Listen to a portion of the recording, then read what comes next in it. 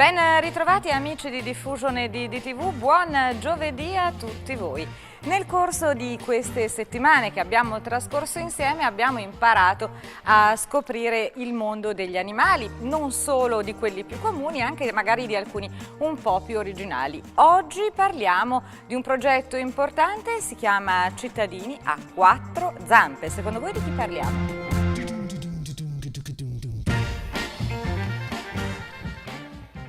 Grazie della linea, io sono Alessia Ragazzini, educatrice cinofila Centro Cinofilo Dog and Fun, e qui di fianco a me c'è Anita Marchi, anche lei educatrice cinofila. Oggi parleremo del progetto Buon Cittadino a quattro zampe, progetto culturale creato e riconosciuto FIX, Federazione Italiana Cinofilia Sport e Soccorso.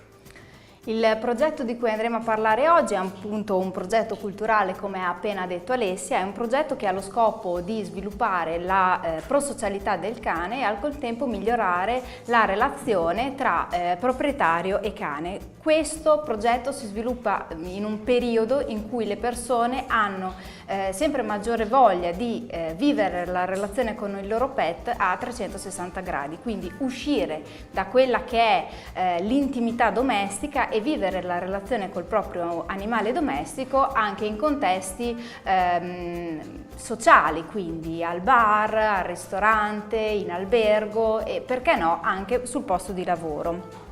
L'educazione del cane viene così a rivestire un ruolo centrale all'interno di questo progetto perché è indispensabile che il cane sviluppi delle abilità comportamentali per poter vivere in maniera serena la quotidianità con il proprio proprietario. Il progetto del Buon Cittadino a quattro zampe non è esclusivamente un test, è in realtà un percorso pedagogico nel quale il cane acquisisce le competenze per poter vivere appunto le varie situazioni quotidiane che si trova a vivere. L'accettazione del cane all'interno della nostra società passa attraverso l'adeguatezza del comportamento del cane nei diversi contesti sociali. L'obiettivo principale è pertanto valutare e valorizzare maggiormente il rapporto cane-proprietario all'interno della nostra società. All'interno del progetto del Buon Cittadino a quattro zampe al cane è attribuito un importante valore sociale. L'aspetto più eclatante di questo progetto è effettivamente il test del Buon Cittadino, ma i veri obiettivi sono la diminuzione degli abbandoni, migliorare e incrementare le adozioni all'interno dei canili, la possibilità di vivere appieno la relazione con il proprio pet nella quotidianità e concentrarsi sull'integrazione del cane nella sua famiglia piuttosto che su aspetti strumentali e performativi. Programmi simili al Buon Cittadino a quattro zampe che abbiamo in Italia ci sono anche all'estero, quindi in molti paesi dell'Europa e in alcuni stati dell'America. Il Buon Cittadino pone l'accento sulla capacità del proprietario di mettere a proprio agio il cane nella quotidianità, quindi quello che verrà valutato durante l'esecuzione del test da parte del giudice sarà proprio la capacità del proprietario di essere presente e di supportare il proprio cane magari in un momento di spavento o di piccolo disagio che può incontrare nella quotidianità. Ogni proprietario ha la responsabilità di essere un buon esempio e le mancanze di uno molto spesso si ripercuotono su tutti gli altri. Seguire un percorso per ottenere la qualifica come Buon Cittadino a quattro zampe è una importante possibilità che tutti i proprietari hanno per poter valorizzare la relazione con il proprio cane. Il Buon Cittadino a quattro zampe incrementa la socialità, come abbiamo già detto, incrementa l'elasticità mentale, la docilità e contemporaneamente il proprietario impara a gestire il proprio cane nei problemi e negli incidenti che può incontrare nella quotidianità. Poter portare il proprio cane ovunque, quindi abbiamo detto già prima, al parco, al ristorante, al bar e in ufficio, è un modo per poter godere appieno della relazione con il proprio cane. Il test del Buon Cittadino a quattro zampe ha alcune importanti regole da seguire. Al test possono partecipare cani di tutte le razze, cani meticci, cani di un'età compresa tra i 18 mesi e i 10 anni. In realtà possono partecipare anche cani di età superiore ai 10 anni se sono in possesso di un certificato medico veterinario che ne attesta il buono stato di salute. Un altro importante prerequisito per la partecipazione al test è la vestizione della pettorina, quindi il cane che partecipa al test dovrà obbligatoriamente indossare una pettorina ad H o una pettorina norvegese, quindi non sono ammessi collari fissi, a strozzo o quant'altro.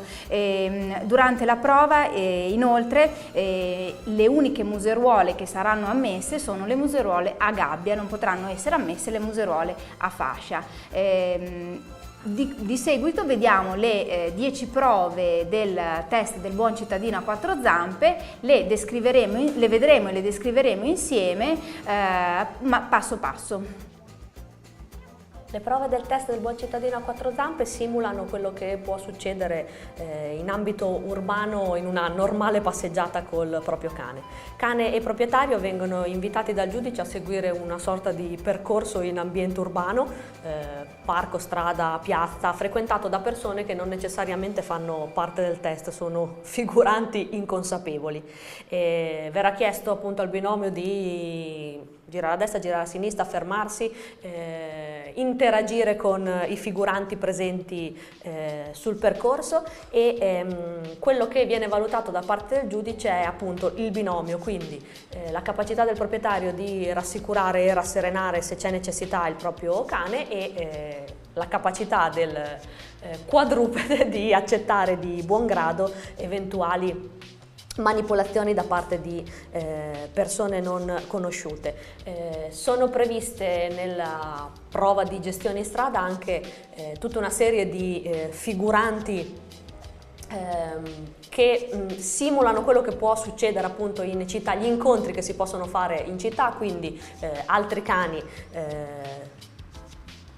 facenti parte del test o meno, come in questo caso un proprietario col proprio cane assolutamente ignaro di quanto succedeva, e soprattutto sono proprio previsti una serie di persone che tenteranno di mettere relativamente in difficoltà appunto il binomio che sta superando il test. Quindi ci sarà un figurante con l'ombrello, si chiederà alla coppia di passare in prossimità di una persona che gioca a palla, di un figurante che ha un quotidiano e che quindi sfoglia un quotidiano e soprattutto di fermarsi a chiedere indicazioni in questo caso un figurante preposto, fermarsi, chiedere indicazioni, chiacchierare un attimo, controllare appunto che il cane rimanga tranquillo e guidare la manipolazione e le interazioni di questa persona col proprio cane. Questa nello specifico è una delle due prove che possono rendere il test non valido, cioè è una delle prove dove non è possibile prendere insufficiente, proprio perché l'approccio con l'estraneo e il rimanere sereni quando si incontra una persona per strada è una caratteristica fondamentale di un buon cittadino a quattro zampe. Tanta parte la fa il proprietario che comunque deve guidare il proprio cane in questa esperienza, però in ogni caso quello che si valuta è che il pet rimanga tranquillo e sereno. Ora vediamo insieme il filmato dell'incontro con un estraneo che apre un ombrello, quindi un evento che può accadere nella nostra quotidianità.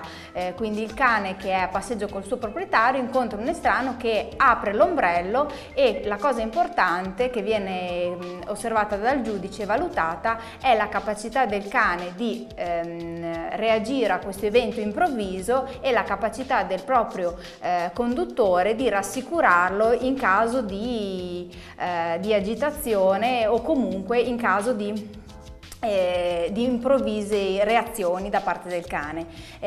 L'altra clip che andiamo a vedere adesso è relativa all'attraversamento per strada, quindi in questo caso abbiamo il cane che aspetta il segnale del proprio proprietario per attraversare in completa sicurezza la strada sulle strisce pedonali. Vediamo due differenti cani, quindi che hanno il medesimo modo di affrontare in sicurezza l'attraversamento pedonale. Quindi attende il segnale senza lanciarsi attraversando la strada. La prossima prova che andiamo a vedere in realtà sono due insieme. L'aspetta, quindi si richiede fondamentalmente al cane di attendere col proprietario fuori vista nella prova del buon cittadino per un lasso di tempo di 3 minuti. Questo non è proprio un buon cittadino, di solito non si fa la pipì sull'arredo urbano. Comunque il cane viene lasciato legato, comunque quindi in una situazione di massima sicurezza, e il proprietario si allontana e sparisce alla vista del cane. Quello che viene valutata nella prova è in realtà lo stato emotivo con cui il cane attende il ritorno del proprietario, quindi deve rimanere sereno, non preoccuparsi troppo, non è richiesto che rimanga immobile come una statua di sale, può alzarsi, annusare. Quello su cui il giudice presta l'attenzione è proprio il fatto che non si preoccupi, non cominci ad abbaiare, a piangere, a agitarsi in maniera impropria, ma attenda appunto il ritorno del proprietario rimanendo abbastanza sereno. In questo caso abbiamo girato la prova fuori dal bar, perché comunque una delle prove del buon cittadino è anche appunto poter andare col proprio cane, poter entrare col proprio cane dentro al bar e o sedersi al tavolino o andare al banco, a seconda di quello che viene richiesto dal giudice. Adesso vediamo entrambi i casi, quindi sia l'accesso al bar e la consumazione al banco, sia il sistemarsi al tavolino. Quello che si valuta anche in questo caso è come, diciamo così, viene affrontata la prova dal binomio, quindi in realtà anche che tavolo va a scegliere il proprietario, che normalmente è buona norma valutare un attimo il tavolo più tranquillo e un pochino più appartato per consentire al proprio cane di rimanere rilassato, e si valuta quanto rimane tranquillo, se aspetta senza preoccuparsi troppo, e soprattutto nel momento in cui si arriva ad avere il cameriere che porta qualcosa al tavolo, il cane che non chiede cibo, non salta addosso alla persona che si avvicina e non si agita più di tanto. In questo caso Anita ha fatto un'altra simulazione dell'aspetta, perché il cameriere non arrivava e quindi ha lasciato Leone al tavolino e si è allontanata per entrare al bar.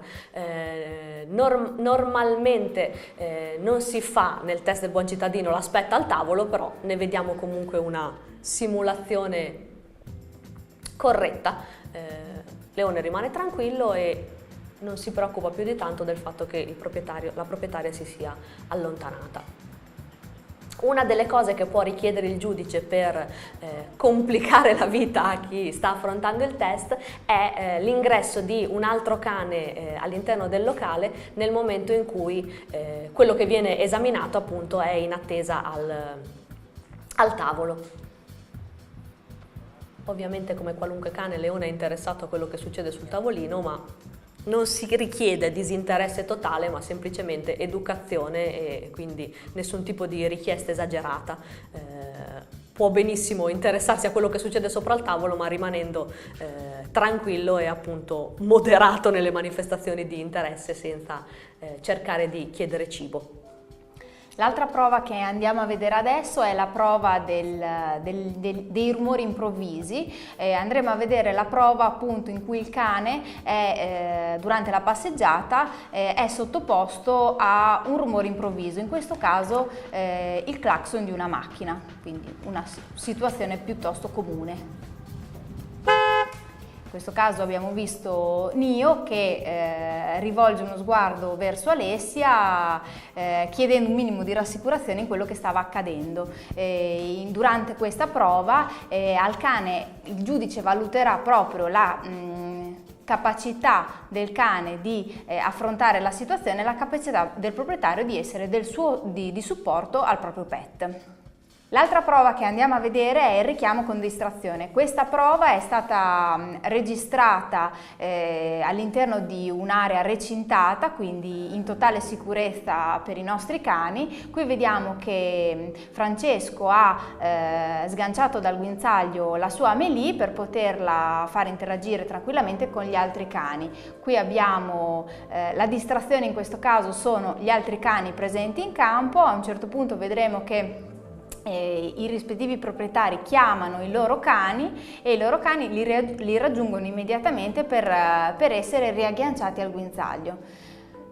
Questa è una prova molto importante perché quotidianamente il proprietario si troverà ad affrontare una prova di questo tipo. La prova numero 8 che andiamo a vedere è la discesa dall'auto, altro avvenimento che si svolge quotidianamente nella vita col proprio cane.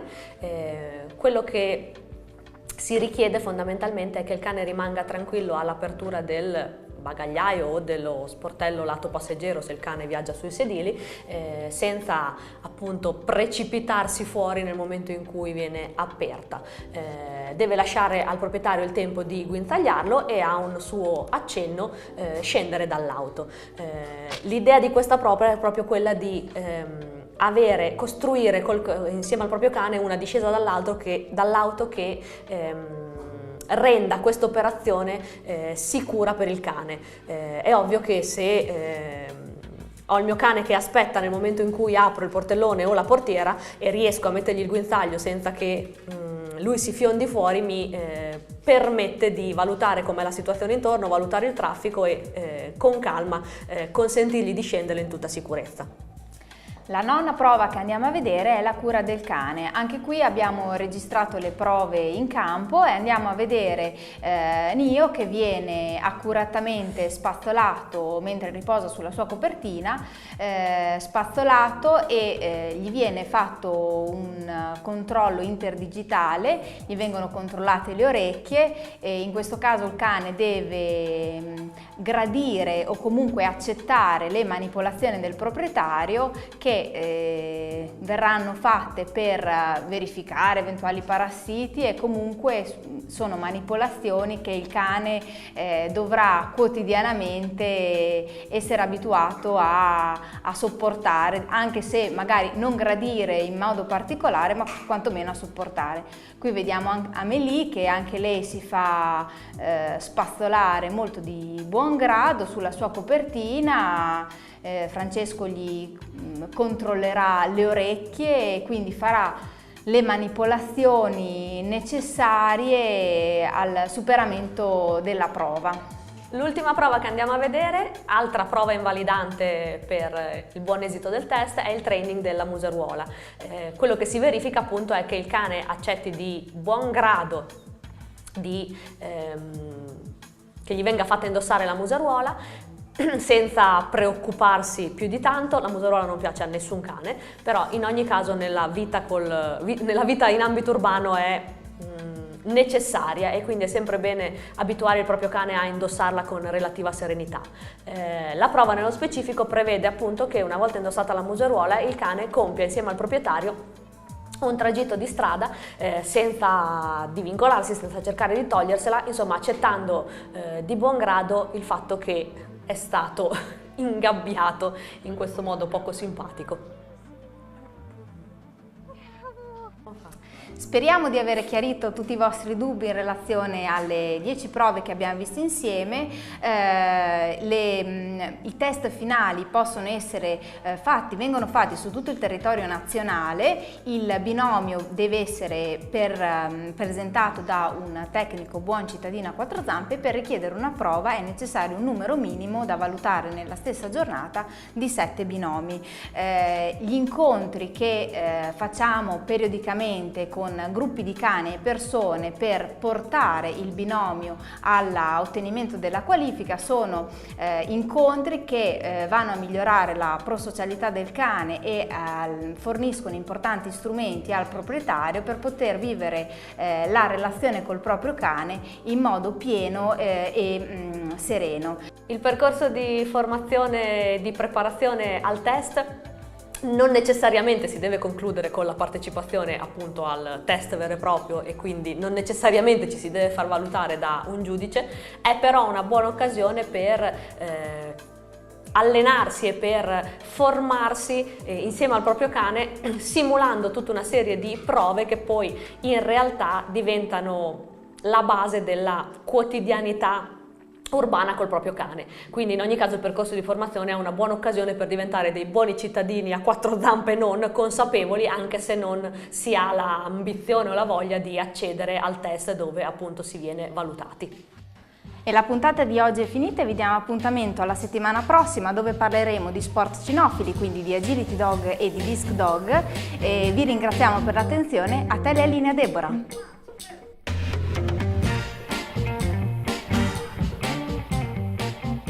E allora grazie per averci seguito. Avete visto, ci sono davvero tante persone che si occupano di animali, che pensano a progetti dedicati a loro.